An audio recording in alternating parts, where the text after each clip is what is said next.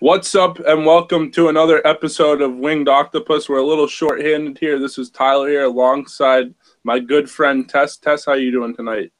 I'm embracing lazy Sunday like no other, so I am wonderful. How are Well, you, Tyler? I'm doing good. It's a lazy Sunday. There's football on, of course, but then the Red Wings play, and that's a bonus, and they win today, so that's always Extra good. bonus. Woohoo. Of course, right? So we're gonna get right into it. The Wings have won 3 of their past 4, beating the Florida Panthers after they had lost 6 in a row. They beat Florida 3-2 down in Florida, and then they beat the Arizona Coyotes on Halloween. And excuse me, guys, I'm a little sick, so I'm trying to Man up. grind through this. Yeah. Then they lost to Ottawa, which was a little bit of a disappointing game because, you thought you had won 2 in a row with the Florida win and the Arizona win, and then Ottawa didn't go so well. But then they bounced back today, and they shut out the reeling Edmonton Oilers today. The Oiler crowd was not behind them at the end of the night. They were booing them, and it's not looking good for the Oilers' playoff hopes. I know it's early, but it's not early if you believe that U.S. Thanksgiving thing. So, Tess, I want to get your thoughts about those 3 games, and then I'll chime in a little bit. Well, it was relief last Saturday when they finally snapped that 6-game skid because it was becoming really depressing to be a Red Wings fan. It was really hard to root for them. My loyalty was being tested like no other. But I mean, you have when you go through a losing streak like that, you're bound to win eventually. So they finally bounced back. And also in that Florida game, noted Anthony Ciu got his first goal of the game or of the season that game. Absolutely. So that was a nice, okay, everything's finally coming together. The Arizona game, I was out trick-or-treating with my small human, so I was getting updates. I was like, oh, cool, they're winning. And then I get home and they're almost trying to throw the game away. I think before they got the internet goal, Arizona's trying to come back, and I'm like, whoa, whoa, whoa. Come on, guys. It's Arizona. Arizona is the worst team. We cannot do this. They are, but how about the young rookie that they have, Clayton Keller out of Boston University? He's had a really good start to the year. Actually just won Rookie of the Month for the month of October. I did see that. I almost laughed. He's looked really, really good. He's almost like a mini Patrick Kane if you watch him, and I hate to give anybody that comparison, but he's got a crazy amount of points. All right, he's got 16 points in 15 games. I mean, that's a point a game. That's pretty impressive. That's a bright spot for the Coyotes, because they had a really rough start. So that's the silver lining. So that's good for them. Ottawa, it was a disappointing loss because we beat them. We played them the second game of the season, and we went to a shootout with them, and it was really a good game. So I was hoping, it would be enough a good game again, but we just couldn't get our feet with us. And then this afternoon's game, I was rather impressed that we won and we didn't blow a 4-0 lead. It was great. And we only held McDavid, I believe they said, to a handful of shots on goal. Yeah, he was shut down by Glendening, Larkin, and Abdelkader. So if we can shut down McJesus, that's a win. All around, solid. Absolutely. Just a little bit of an NHL side note now. Matt Duchene going to the Ottawa Senators, Kyle Turris going to the Nashville Predators, and Turris has also signed a 6-year, $36 million extension to stay with the Preds. So Turris going to Nashville, Duchene going to Ottawa. So that impacts our division, a little bit, or actually mightily, because Ottawa has needed a goal scorer for a long time. Now they get that in Matt Duchene. So we'll see how that shakes out. So a common theme of these games has been the constant line shuffling, and Tess is going to tell you about that right now. Our lovely coach, Blashill.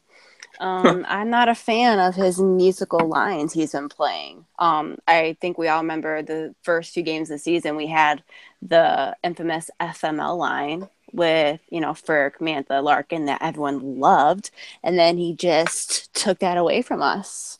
And I never understood why. And then Anthony Ciu got his shit together, came back, and then he had Anthony Ciu, Mantha, and Larkin playing, which I can get on board with that. If they're going to, they're our future, so you have the youth playing together, going to feed off each other, and they were doing rather well. But then they would put, I believe it was when Anthony Ciu scored in Florida, he was playing on a line with Nielsen and Helm.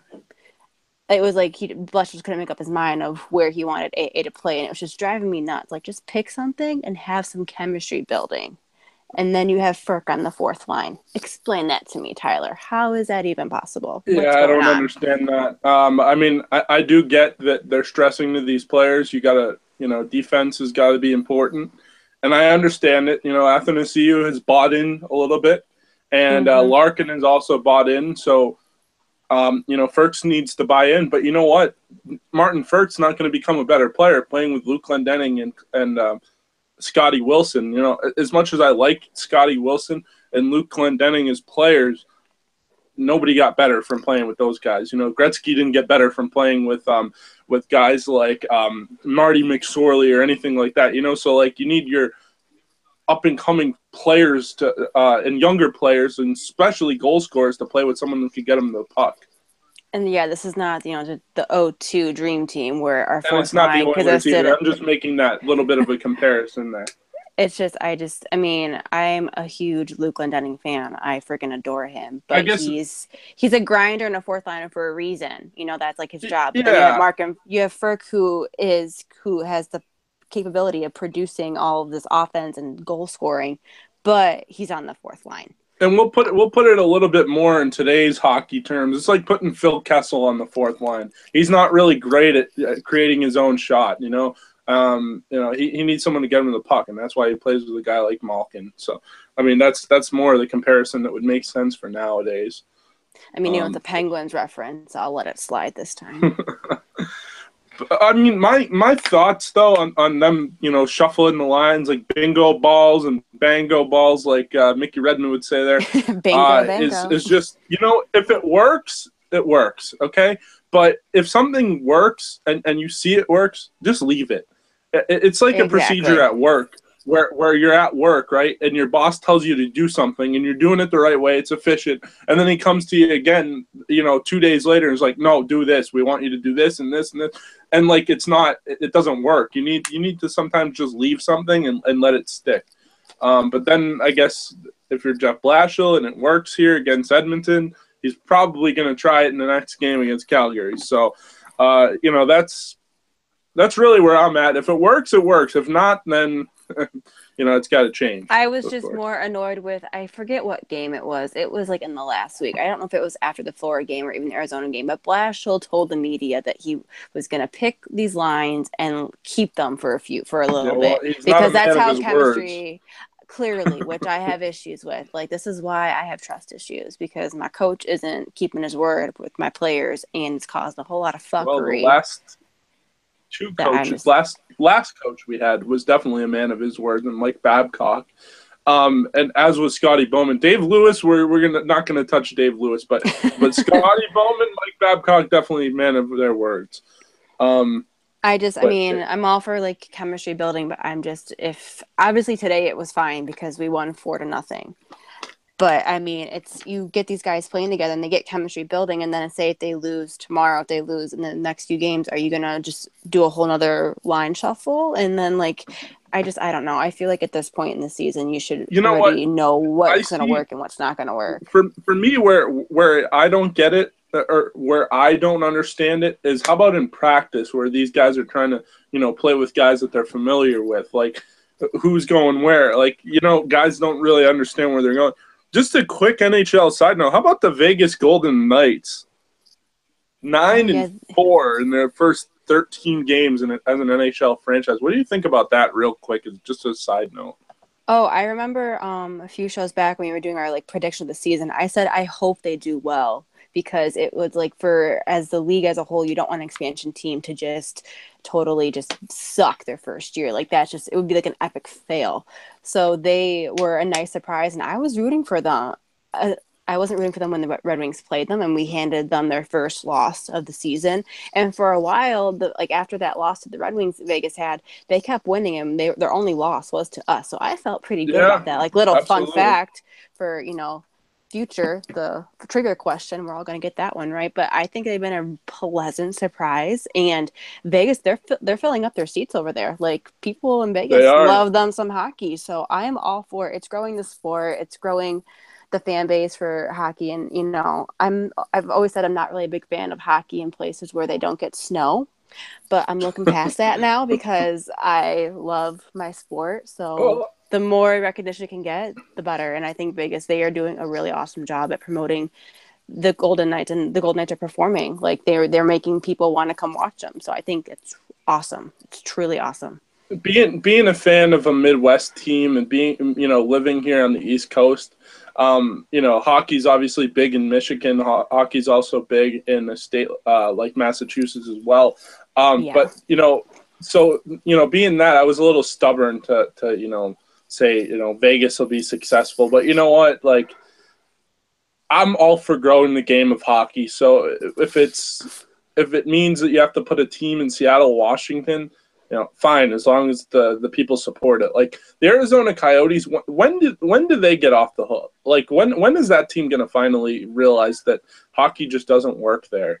Like I know it got you You could Austin say that, but Matthews you in the also, I'm NHL, saying but they gave you Austin Matthews. Like that's the yeah, whole reason why we have Austin Matthews. So like, it's just I think with that Coyotes, they just need a whole new like management, like from the front office to like that. They've always had like the shitty end of the stick in that sense I think because, where they need to do is they need to move into the city of Phoenix. They're in Glendale, oh yeah, which that's is it's a outside. So hike for. I have family members that go to games, season ticket holders, and I mean they can do it because they don't have children, so they are able to have that luxury lifestyle. However, it's a drive from where they are. It's almost I'm like an sure hour it is. drive, but they love their team. They love hockey. But I mean, I think if they were actually in downtown Phoenix with the rest of, well, or I believe the Diamondbacks are down there. I think the Suns. I don't think I think the Suns are down there. I think the Cardinals. Diamondbacks and the Cardinals are in wherever the Cardinals are University of Arizona is. yeah, Cardinals are they're not downtown. But no, I think if they had the Coyotes go back downtown, I think it would help. I Because think so, having major sport, I mean, just look at Detroit. You have all four major sports downtown. which has worked That out does wonderful. great Not things. with the Red Well, Wings right now. okay, I'm just saying though, as like a big city to have downtown to have all your major sports in one location, I think it's an awesome thing. So I maybe definitely agree with you. Yeah. Arizona, Phoenix need to get on board with that. But no, Vegas has been a very pleasant surprise for the NHL. And I mean, I also like part of me wonders like, is Gary Bettman hoping that they suck? Like just because he's a freaking weasel and I think like he would think shit like that. But I think they're proving everyone wrong. So I'm gonna be a bandwagon fan. Like you go Vegas Knights, you I go. think Vegas has done a good job with the stuff that they got, and you got to give credit to the coach Gerard Gallant, who the Red Wings could have had, by the way, if they wanted him, but apparently they didn't want him. So, yeah, No. good job. It's also nice watching like other teams that are winning because when we were losing those 6 games, I would watch other teams. I'm like, oh, what's it like to win? Because I I watch don't know what Vegas that a feeling. lot, actually. I catch myself watching Vegas a lot, to be They're an honest with you. exciting team and they have all these awesome, you know, things going for them, unlike us until recently. I'll tell you what, and we'll move on to the next thing right after this. They're an exciting team to watch. It seems like they have some fans there that seem like they want to stick and watch hockey, which is great. And also, one of the things that kind of draws me in a little bit is, you know, obviously living here in Boston, the radio announcer that was a radio announcer for the Bruins for a long, long, long time is actually their TV guy. And I happen to really like him. So, and I've met him in person, and he's a good guy and everything. So, I really want him to succeed there. And you know, so obviously the Golden Knights and everything like that, I definitely watch them on TV. So yeah, so we're gonna move on to the next thing here. So since we're heated about all the line shuffling, and let's switch to some quick player updates. So the most recent one is Gustav Nyquist left today's game, and today's game I mean the Oilers game, in the first period with a lower body injury. It looked like a knee on knee kind of hit there. So we're hoping for the best. Coach Jeff Blashill said it was day to day. So hopefully, you know, that doesn't linger too much longer. Danny DeKeyser still out with an injury to his ankle. He did skate after practice yesterday, Saturday. And then David Booth cleared waivers. So whatever that really means to anybody, if Nyquist is out an extended period of time, I could see Booth stepping into the lineup. Do you have any thoughts on those real quick? I was bummed to see Nyquist go down because he scored a goal I in the agree. first, and I feel like he was finally getting his mojo, you know, becoming the goose that we all know. And then I saw that knee hit. It looked like a knee hit, and it just looked pretty ugly. And he was wincing on the bench. I thought he was just going to tough it out, but I mean, you can't. It's November. There's no reason to tough it out right now. So Yeah, he I can agree. he can take some rest, get better, and then come back. And DeKaiser, I mean, he was playing pretty decently before he blocked that shot Well, in they had that nice start with them, so yeah, I think it was on their West Coast, like the Arizona game they played back in October. I think that was the yeah, game he I'm pretty sure injured you're right. himself. So he's been out for damn near a month. So it's been sucking. I mean, I'd rather have him than Erickson, but we're just kind of screwed in the defense department. But that's what Mike Green is for. He's our new saving grace. It's fine. I'll get over it.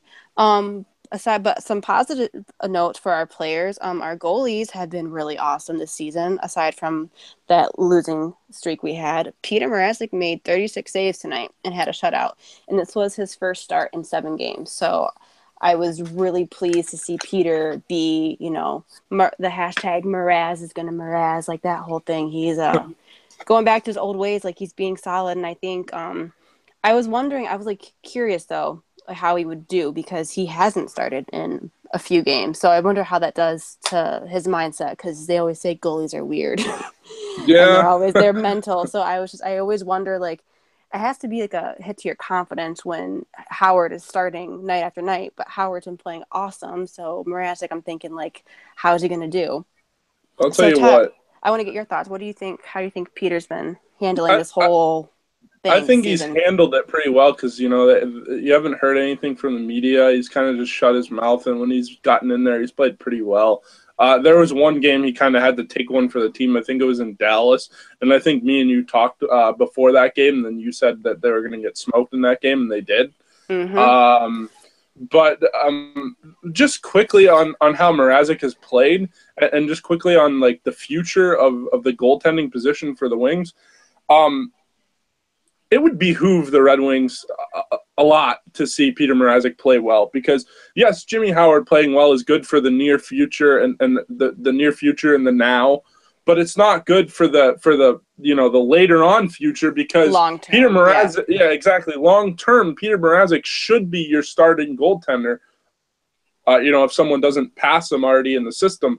And, you should be happy if you're in the Red Wings organization and you see Mrazek playing the way he did, stopping Connor McDavid and that loaded Oilers team.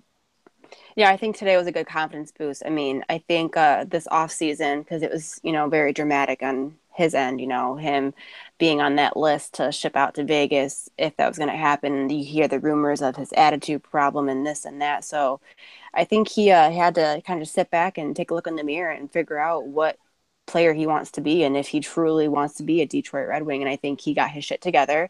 He accepted that he's going to be the backup right now, and when he's called upon, he's going to perform. And tonight just proved that. He 36 saves, which is awesome. And also, I believe it was announced last week, since we shipped out Riley Sheehan, Peter Mrazek has now stepped up and he's volunteering for the Detroit Dog Rescue.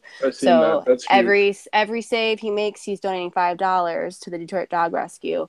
So he's going to be donating quite a few dollars after tonight's win. So that makes me happy. Save the puppies. Go adopting some puppies. Adopt, don't shop. So I'm always on board with that. So yay, Peter. You people Go ahead. Sorry. I was going to say, but also, like, he's doing well. Jimmy's playing really well also. Like, he hasn't gotten in his head as much. He's, knock on wood, been healthy. And so I'm satisfied with our goalie situation because our goalies are not the reason why we lost those 6 games. It's because we just can't. No, absolutely not. We don't know how to play defense. We don't know how to score goals, but we're starting to come back. I'm thinking they had a serious come to Jesus meeting. I mean, that's the only reason I can think of, like, how they got their shit together. Like, maybe someone threatened someone. Like, I don't know how else to. Like, someone had to say something violently because it was rough there. That's how I would have handled it. I'm going to kill someone if we don't win the next game. So this is just another quick side note, and after this we can sign off unless you have anything else. I don't know if you've seen yesterday, but basically Jimmy Howard had some kind of a funeral. I believe it was for his uncle. Hopefully everything's okay in that. Thoughts and prayers, whatever. But he apparently that made way for Chris Osgood to Yes, not show up. I guess Jeff Blashill kind of called him out. I don't know if you've seen that, but a kid from the University of Alberta actually stepped in and got to practice with the Red Wings and face shots. So, your thoughts on that? Anything?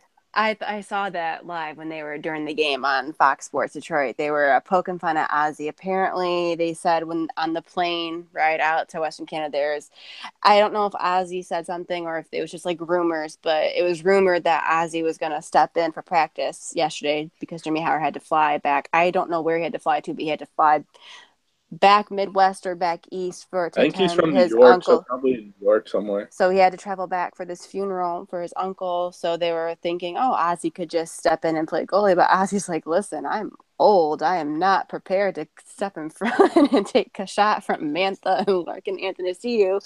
So yeah, they called up this local boy from, I'm sorry, what university did you say he played University of Alberta. So this hometown boy he'll have to say he got to practice with the Red Wings, which I think is pretty awesome. I mean, that's incredible. I mean, it's an original 6 team, and you get to just go out there and face shots from Henrik Zetterberg. And you said Mantha, Larkin, Athanasiou. How about Martin Furt's shot? Yeah. I hope that one. He had one shot. I feel like he might have pulled a Goldberg from Mighty Ducks and just said, "Here, take it." Because if I'm facing Martin Furk, I'm just going to be like, "Here, it's all you. Just take it." Oh my God. No, that was a little fun fact. I got a good kick out of that during the broadcast today. Yeah, me too, for sure.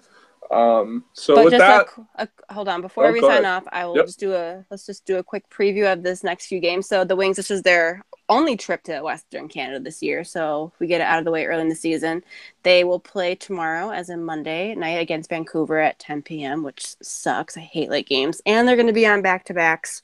So, I mean, since they played an early afternoon, or I guess like a late afternoon game today, and they play tomorrow like a normal time, maybe they'll start on time and won't be so tired, but we'll have to wait and see.